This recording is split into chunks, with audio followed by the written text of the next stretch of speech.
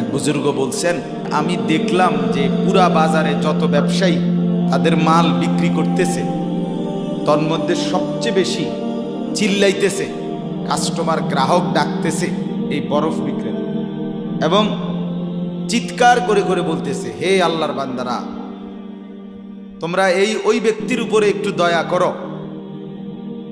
যাদের নেওয়ার জলদি জলদি নাও, যার পুঁজি খুব দ্রুতই গলে গলে শেষ হয়ে যাইতেছে।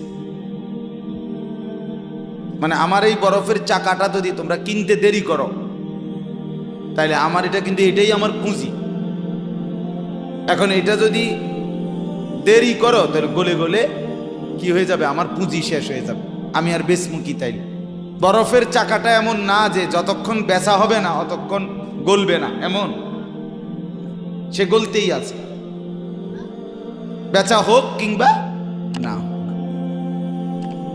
ওই আল্লাহর ওলি বলেন, আমি এই বরফ বিক্রেতার এই আহাজারি, তার এই চিৎকার চেঁচামেচি, তার এই পেরেশানি থেকে আমার হায়াতের কদর বুঝলাম,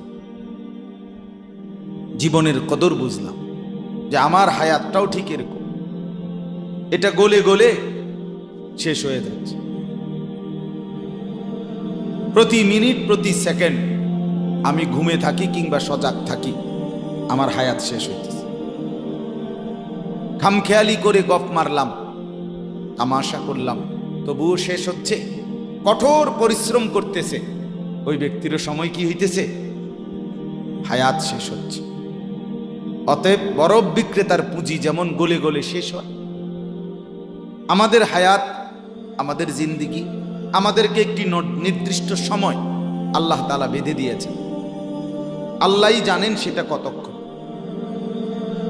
কিন্তু আমরা এটা বিশ্বাস করি নির্দিষ্ট।